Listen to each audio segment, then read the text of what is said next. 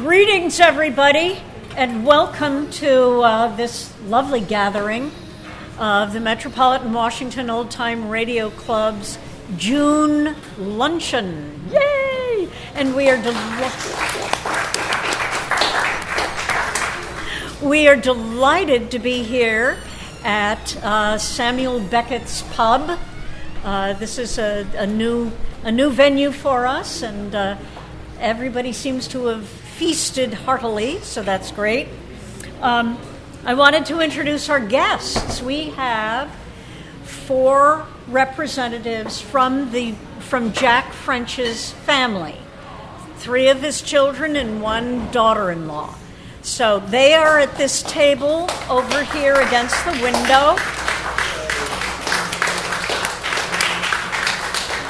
We have Neil and Matt and Marquita and Marquita's spouse, Carrie. So this is really exciting for us since we will be announcing in a little bit, not too much longer, the winner of the first ever Jack French Award. So this is our first Jack French Award, and we're really delighted to have so many members of the French family with us. Before I get into announcements, I imagine I've been running around after all of you, trying to get you hooked up with door prize tokens. So let's see, maybe I can. Oops, I can't. Would someone like to come and draw the magic winning ticket? Who would like to do that? Richard, thank you for offering. All right. That's going to do it. No, you're cutting cake. Drum roll. And the winner is number 17. Is that Frank? It's fixed. It's done. Yeah, I do want to see it because, you know, that Frank Morgan's a pretty slippery character. Okay. Well, and for those of you whose tickets didn't win, these are recyclable, so you can give them back to you. Please don't throw them, but you can bring them back. I'll put this little pouch on the table. Thank you, Richard. He's a wonderful Vanna White, isn't he? Thank you, Richard. So,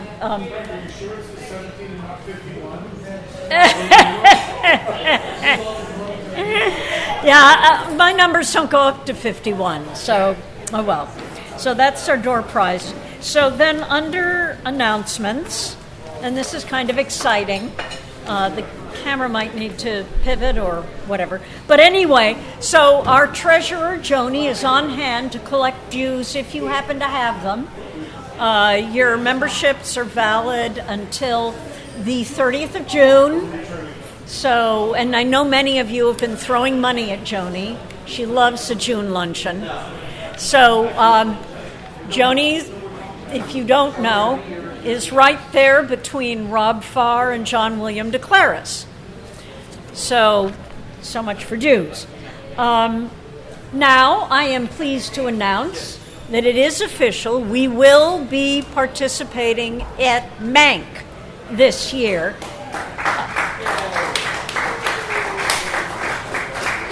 It will be September 20th is the performance date. Mank starts on the 18th.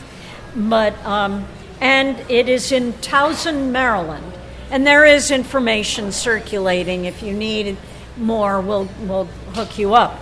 And the reason I announced this with such joy, we had 2 submissions for possible scripts for Mank, and Carl Shadow, our own Carl Shadow, sent me a script and explained why he thought not only that it was a good script, but that it would be a good recreation for Mank. And so I will ask Carl, who is the director of the show, to say a few words and get everybody all excited about participating in the recreation. And Carl is just coming up behind Fred. So, no, it's this way, Carl. You don't get to go to the men's room and announce it. So you have the floor. Thank you, Wendy. Yes, the script I selected and submitted and was written by a gentleman who wrote that we. I'm sorry. Go closer. Sound any better, but at least I can get it up. You need to get it up higher. Maybe that's why. Okay. Well, it's not a PA. It's not a PA. Okay. It's just a camera. Oh, it's just a camera. Well, sorry. I'll try to talk louder for those in the back. Sorry about that. You all know about the Waltons and Falcon Crest television shows. Well, the gentleman who wrote those, Earl Hamner Jr., started in radio back in the 1940s. And the script that we decided to do for Mank was called That Spring Is There. It's a Dr. Christian script. I think it's a fantastic script about a World War II soldier returning to Rivers Bend. And there's several parts. And so during the next several weeks, I'll be getting that coordinated and reaching out to anyone who's interested in reading for this. And I look forward to working with the club and making this a great presentation for Mank. Any questions?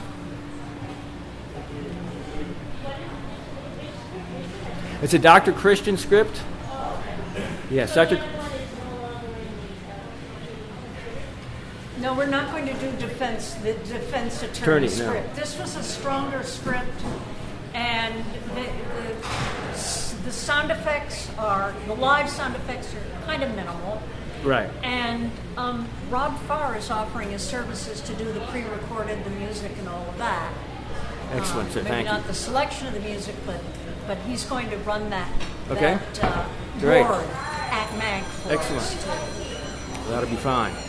So I'll be quick. So if anybody's interested in performing, let me know. I'll be sending out an email from Frank's, and we'll put it in Radio Recall, and I look forward to a great presentation in September.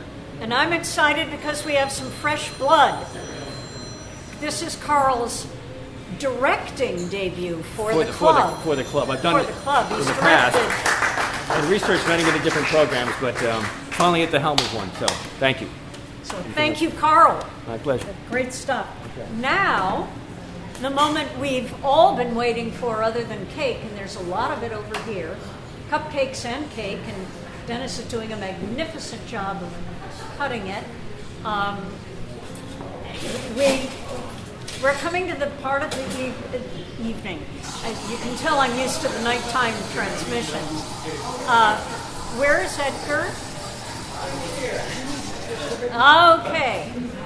We have to unearth Edgar, who is the chairman of the awards committee, which was a newly formed committee just about a year ago. And so they have worked hard. John William DeClaris, who is standing here, right. He was also a committee member. And then so Edgar has the award announcement to make. And he's taller than I am. I know. I was trying to kind of cut the difference. Cut the difference. Split the difference. Yeah, it's at the top of Wendy's head, so it's fine for everybody else.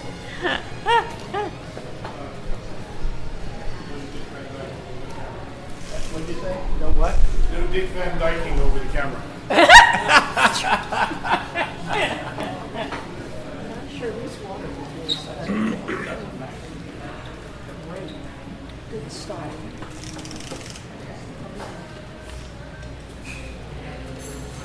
Do you need something else to read the acceptance speech? No, I'm fine. Okay. I've got it all.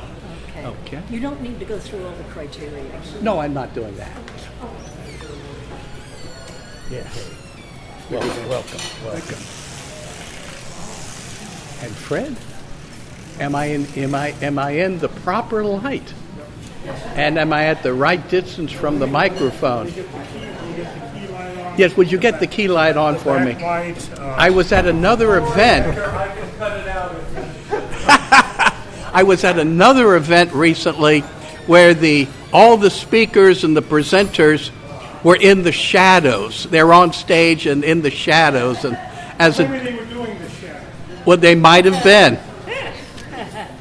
Well, anyway, thank you, Wendy, and happy greetings to all of us today at our holiday June luncheon. I say holiday because today is June 14th, which is Flag Day. It's also special for me because my parents, Captain Edgar F. Russell Jr., U.S. Navy retired, and Jean Neely Peake Russell were married this day in 1952. Thank you. My father chose Flag Day because this way he knew he would never forget their anniversary. And for 47 and a quarter years until my mother's death in 2000, he never did. Happy 73rd anniversary in heaven, Mom and Dad. This is also a wonderful day because it is my honor to present the inaugural Metropolitan Washington Old Time Radio Club Jack French Award to the winner that has been nominated and selected by members of our club. So for our newer members who didn't know Jack, who was Jack French?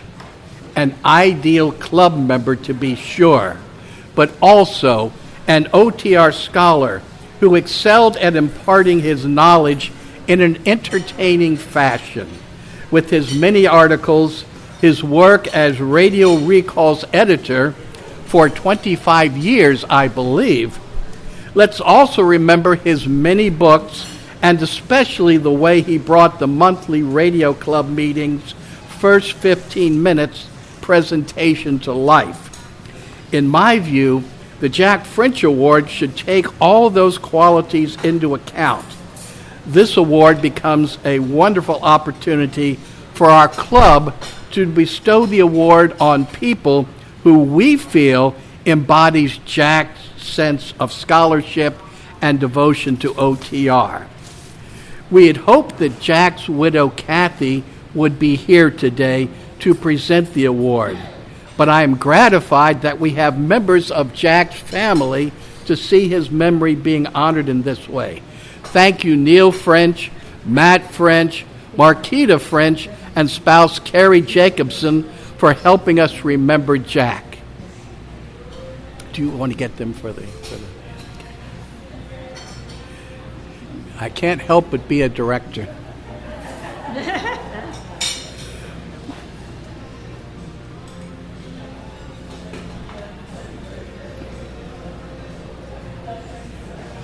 We had 5 strong nominees for this first award.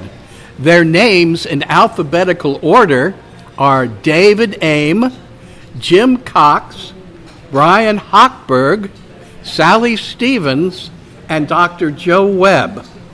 And now, may I have the envelope, please? Actually, as chair of the awards committee, I and my fellow committee members, also in alphabetical order, John William DeClaris, Michael, a well-deserved applause. Yes. Michael Haid, who couldn't be here today, and our club president, Wendy Wilmer. They all already know the winner. I thank these 3 for all their hard work on the committee. I am delighted to announce that Jim Cox has won the first Jack French Award. And let me get the award to show you. I want to tell you about that. Here is the handsome award that Jim Cox will receive. Michael Haid was able to purchase this, and it's been engraved. Can we take the plastic off so they can see it? Well, we can, but we can. hold the Michael, we were concerned about it being mailed, but Yeah, but We can do that. We can do that. You can always reseal that later, Yes, we can. because otherwise it just looks like a plastic bag. No, Can I help you with that? no, that's okay. I think I've got it. When I was 25, I was directing launch actions for 150 Minuteman missiles. So I think I can master this. We'll see. Maybe. There you go. Ah, yes. Can you get close? And do we want to close? You want to do a close up? Okay, but John is taking a picture too. Great. So then all you have in the picture is this blur.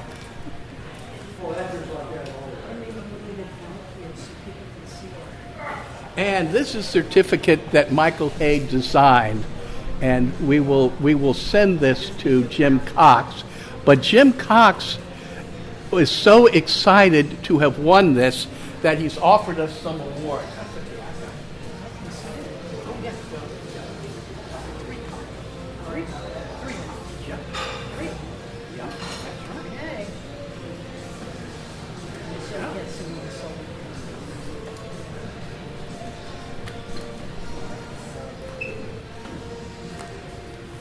Jim lives in Louisville, Kentucky, and is unable to be with us in person today.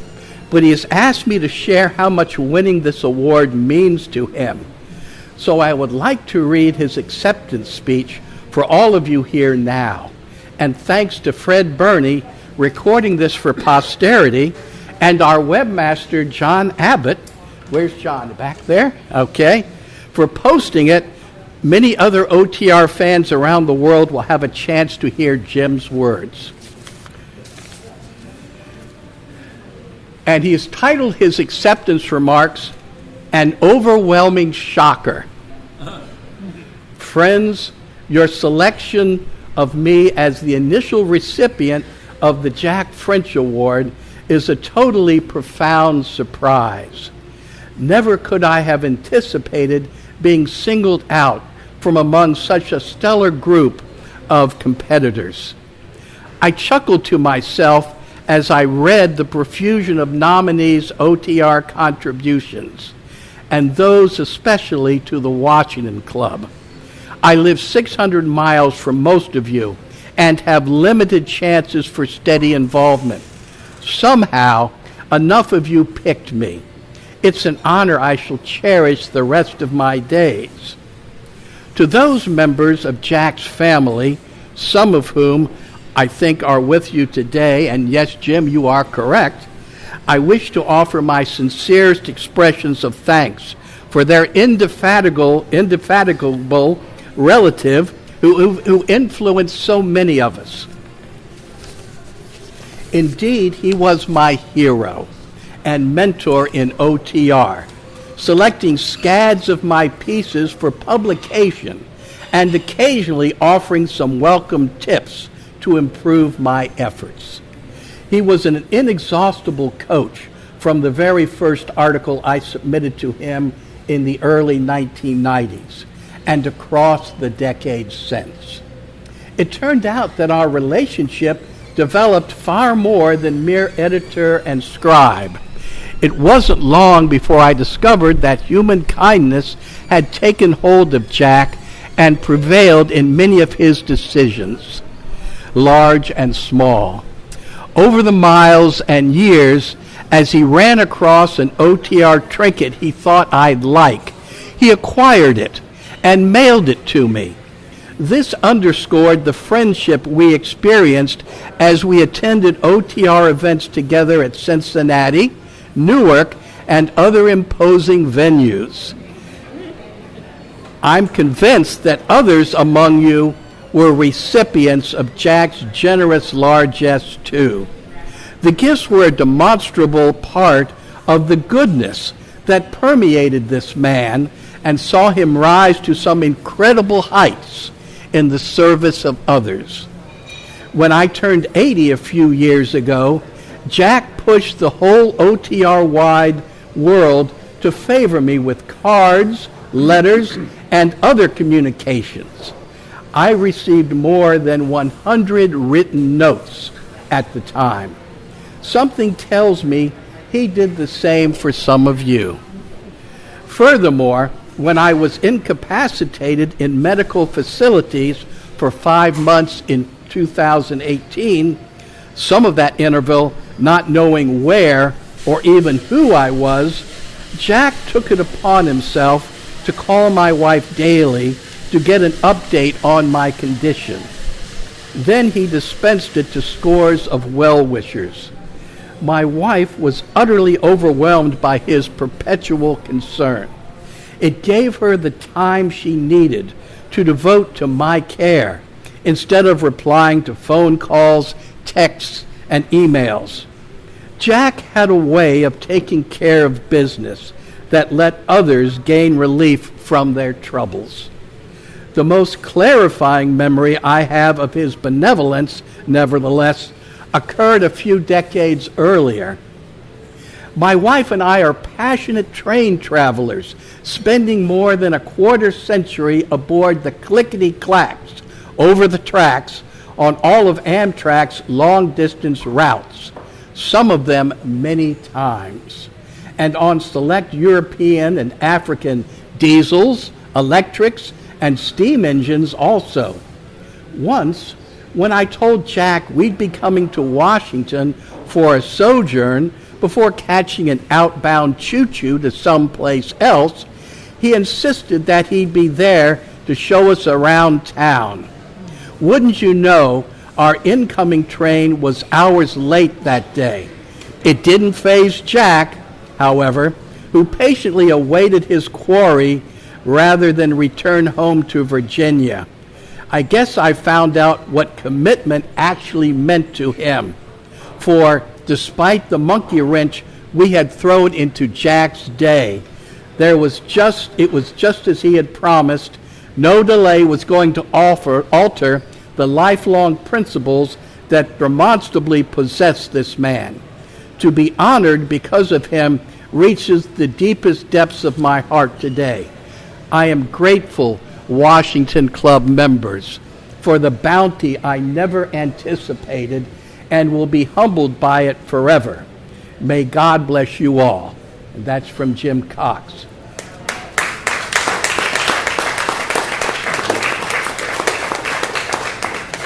Thank you for these inspiring words, Jim. Congratulations from all of us on your award. We'll be sending it to you shortly. And thank all of you for sharing this with Jim. And now, back to you, Wendy. Thank you.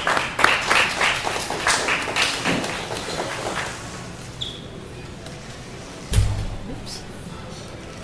Didn't mean to beat up the mic. That's bad form.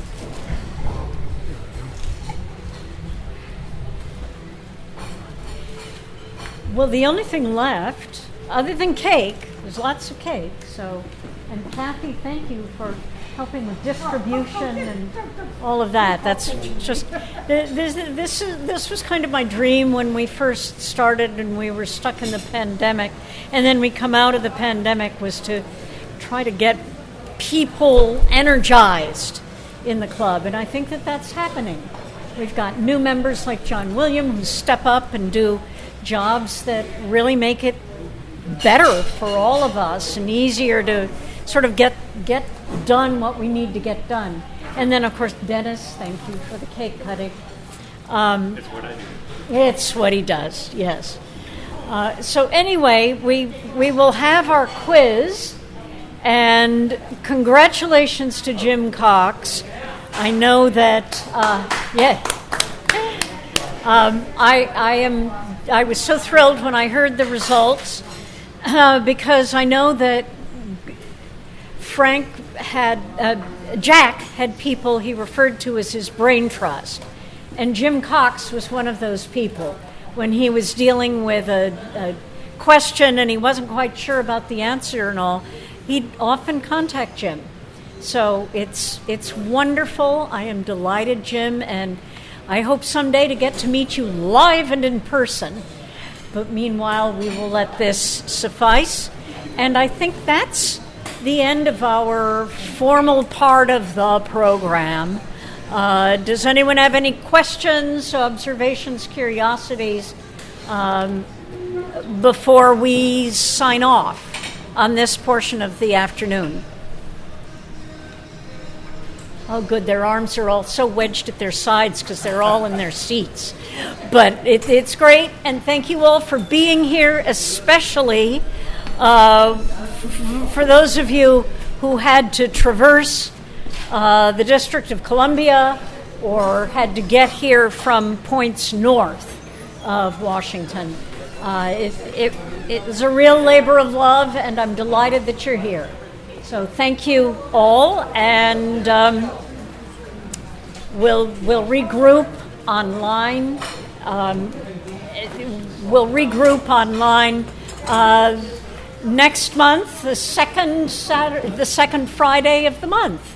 So tune in next week for the continuing saga of the Metropolitan Washington Old Time Radio Club.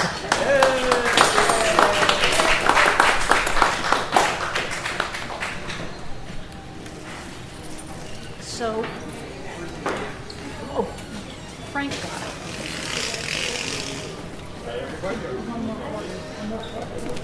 This is so handy, Joanne. I've been in restaurants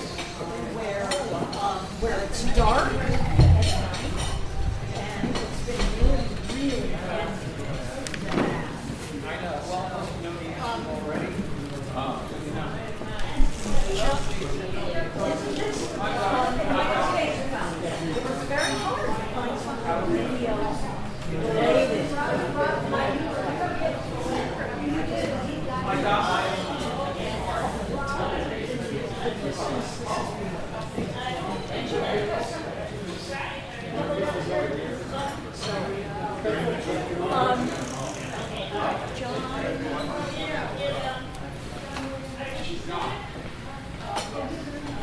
I think we got everybody. Get everybody? Okay. Then you. Yeah. Would you like a piece of cake? Does John have it? You've got a picture of the award. I mean, did you get a picture of the award and the certificate? Excellent. Thank you. I think that composition's okay. I'm sorry. Let me. I will absolutely steal.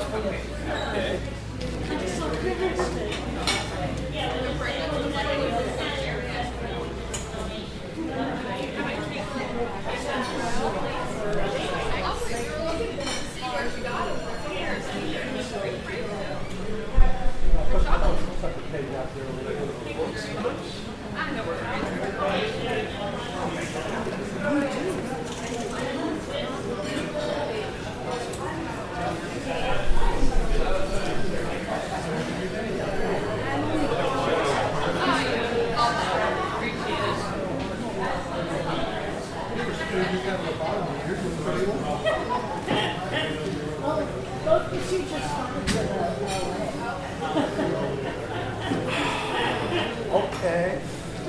Thank you for sharing, Wendy. It's been that way for years. And then a couple of weeks, months,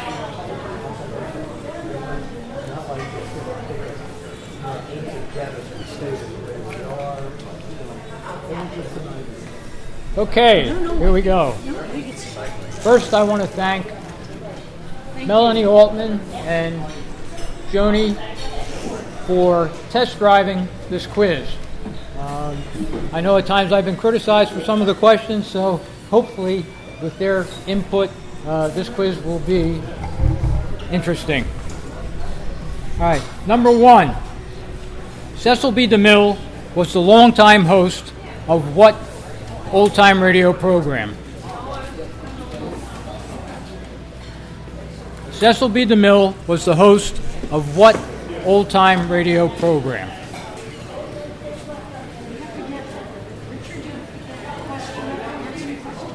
Number two. No cribbing. Just go to AI. I'm sorry.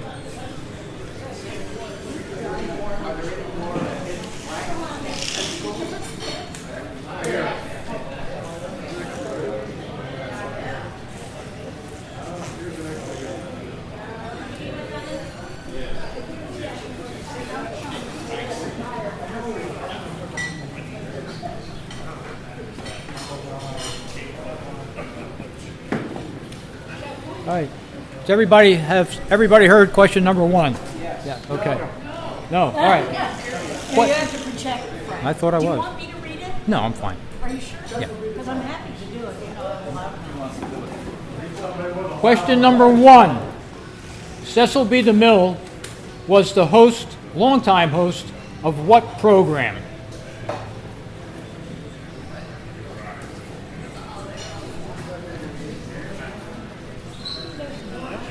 Number 2.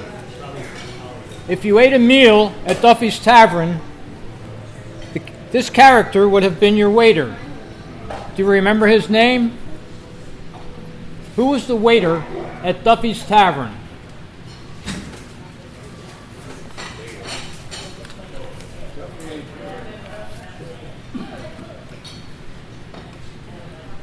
Number 3. Which radio cowboy owned the Bar 20 Ranch?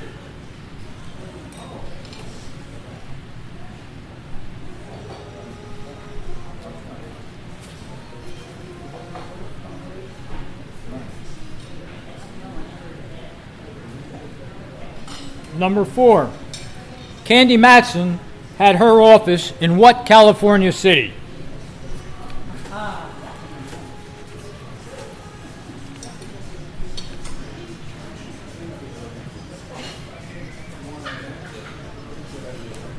Number 5. 2 actors who once performed together on an OTR program ran for president. One ran in 1940 and lost.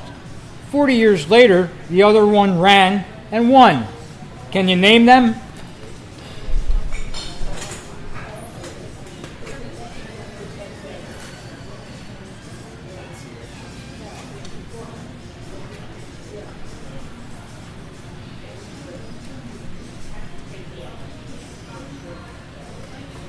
Number 6. On Superman, Clark Kent was a reporter for what great Metropolitan newspaper?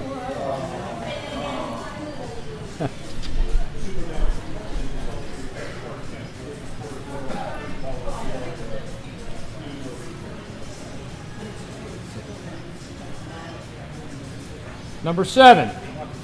His nephew was Clipper, his niece was Penny, his ranch was the Flying Crown, his airplane was the Songbird. Who was he?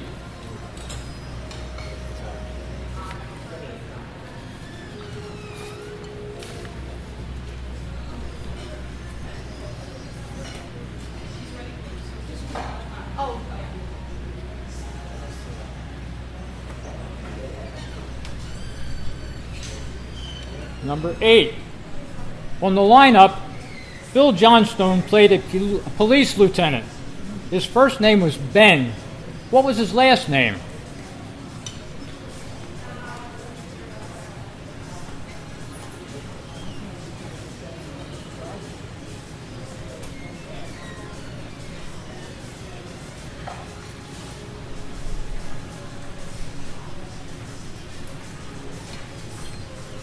Next question. Suspense had 2 principal sponsors that are well remembered. Can you name them? Suspense.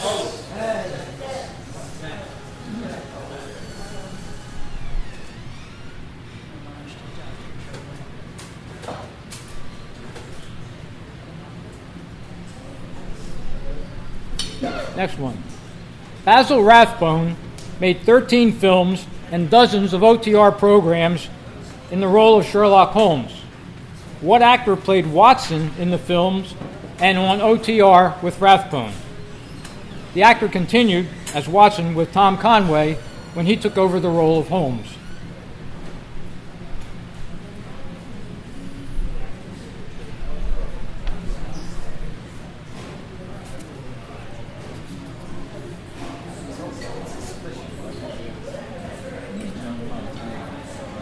Next. Jane Stacy was the roommate of what radio character? Jane Stacy was the roommate of what radio character?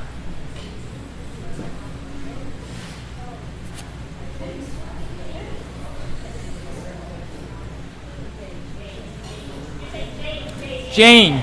Yeah, Jane. Jane Stacy.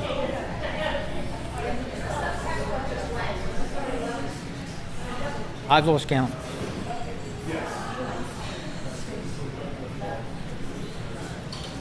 Next up. Number 12. Walter Tetley played roles on 2 long-running OTR comedies. Can you name one? Made it easier.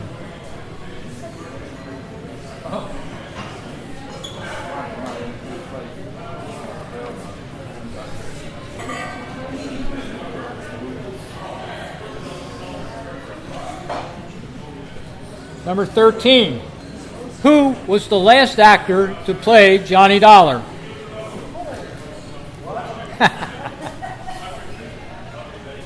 John, I'm sorry you won't be able to answer that question.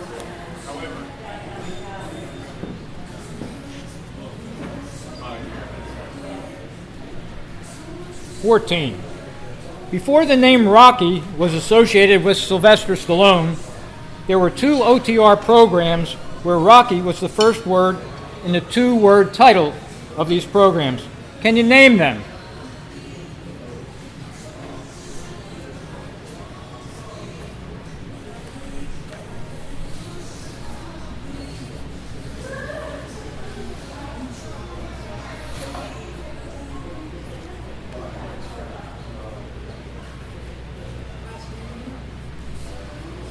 Number 15.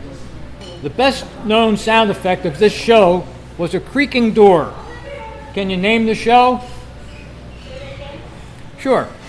The best known sound effect of this show was a creaking door. Can you name the program?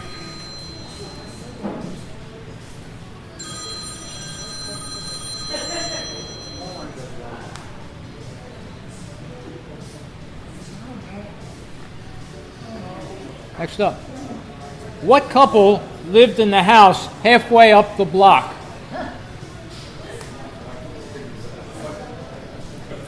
What couple lived in the house halfway up the block?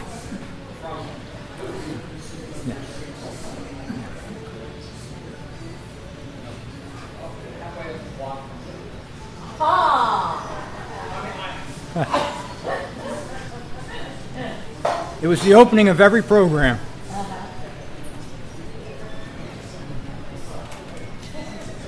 Lometters and Abner Peabody ran the Jot 'em Down store in Pine Ridge. One of them was married. Do you know which one? Sure. Lometters and Abner Peabody ran the Jot 'em Down store in Pine Ridge. One of them was married. Do you know which one?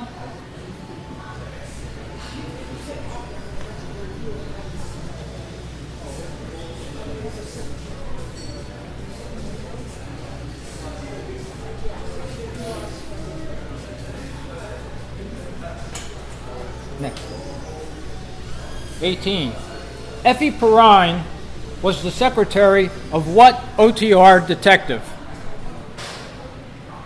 Effie Perrine was the secretary of what OTR detective?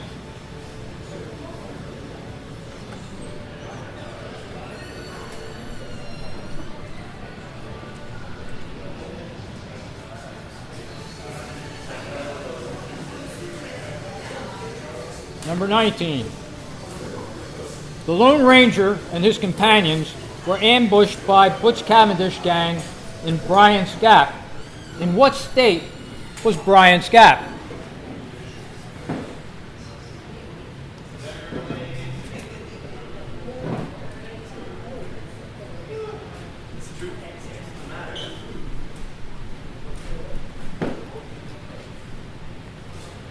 Number 20.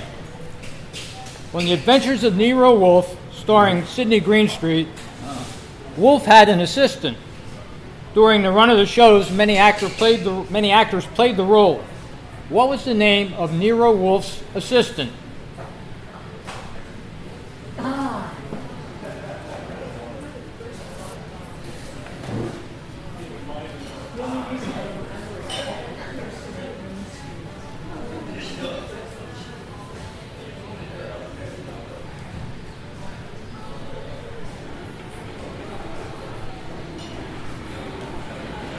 Anybody need a repeat on any question?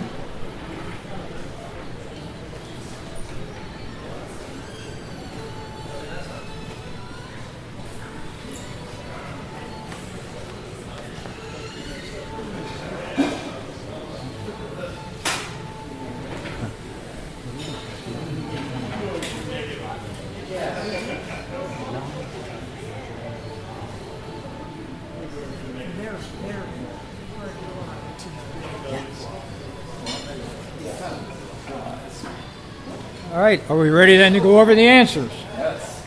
Okay. First question. Cecil B. DeMille was longtime host of what program? Right, Lux Radio Theater. Number 2, if you ate a meal at Duffy's Tavern, this character would have been your waiter. What was his name? Eddie. Played by Eddie Green.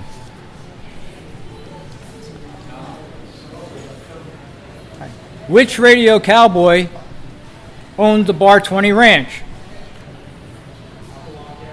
Hopalong Cassidy.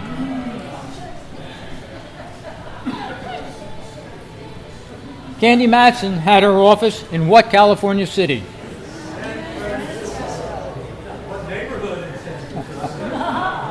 Nob Hill.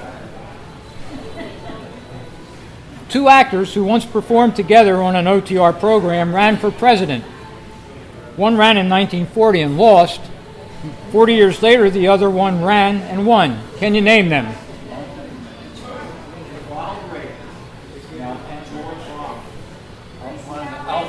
Gracie Allen and Ronald Reagan. They both appeared on Burns and Allen show together.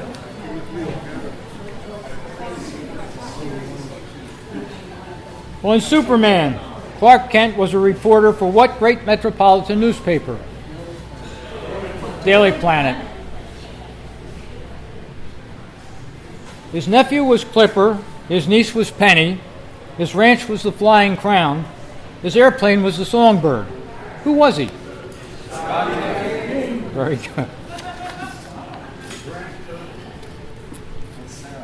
On the lineup, Bill Johnstone played a police lieutenant. His first name was Ben. What was his last? Guthrie. Suspense had 2 sponsors that are well remembered. Can you name them?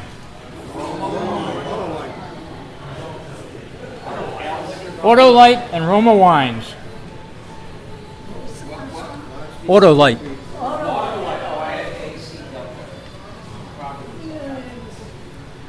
Basil Rathbone made 13 films and dozens of OTR programs in the role of Sherlock Holmes. What actor played Watson in the films and on OTR with Rathbone? Nigel Bruce. Jane Stacy was the roommate of what radio character? Irma Peterson, right.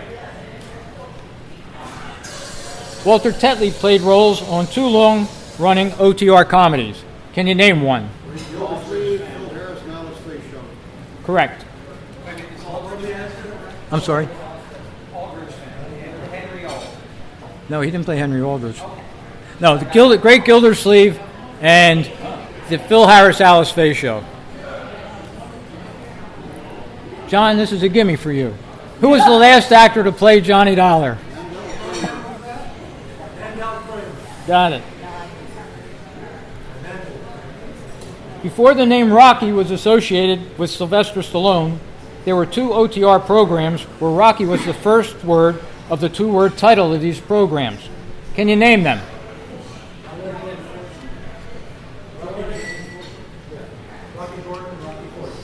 Correct. Rocky Jordan and Rocky Fortune.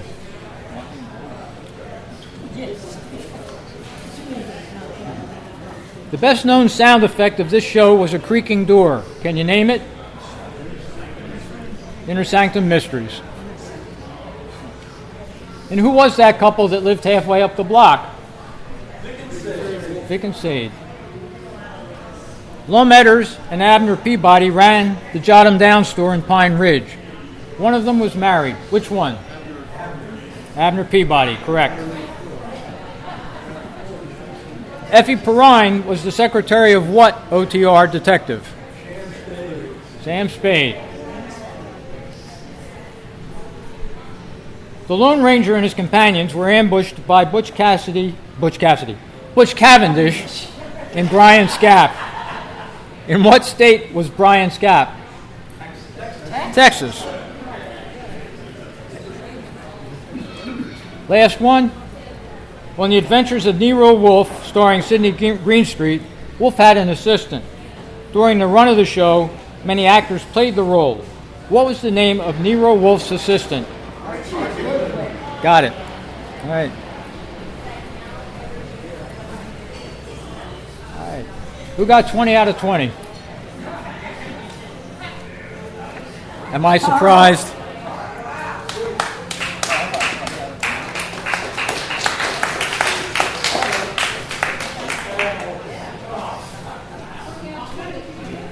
All right, there's some prizes up here on the table. Carl, you get the first choice.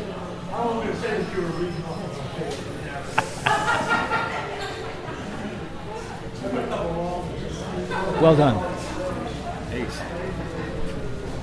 Congratulations, Carl. Well, Anybody have 19? 18? All right, John. You come up and get something, John.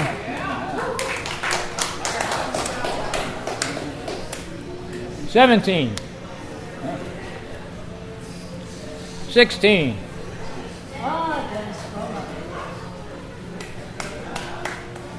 Come on up, Dennis. Take something. 15. 14. 13.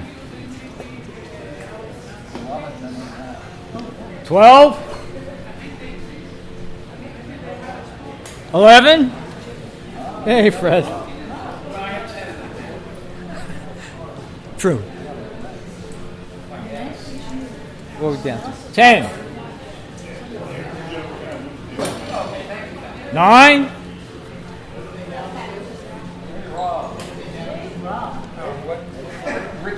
8. All right.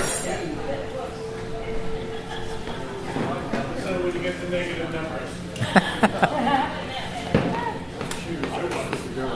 Well, I will tell you that the ladies, okay, they got 18 of the 20, and one that they missed, I couldn't believe, was the Butch Cavendish, where was what state?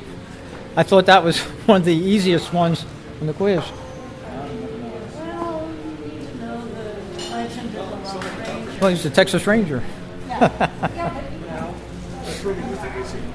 And let me publicly thank Joni Leonard and Melanie Altman again for test driving the quiz. Yes. Yes. Well done. And well done, Frank. Thank you for that quiz. You got the book? Oh, good. Congratulations. It's like some of the that I had.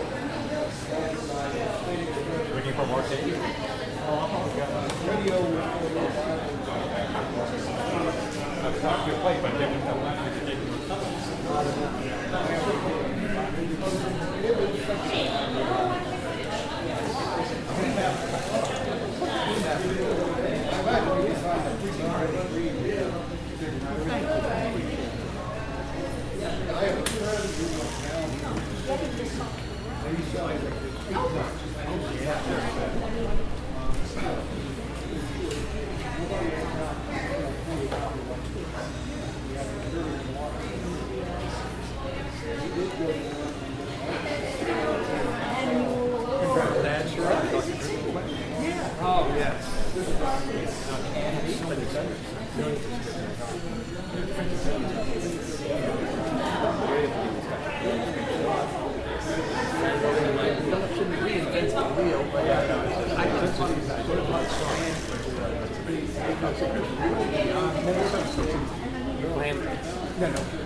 Rod Serling too, yes.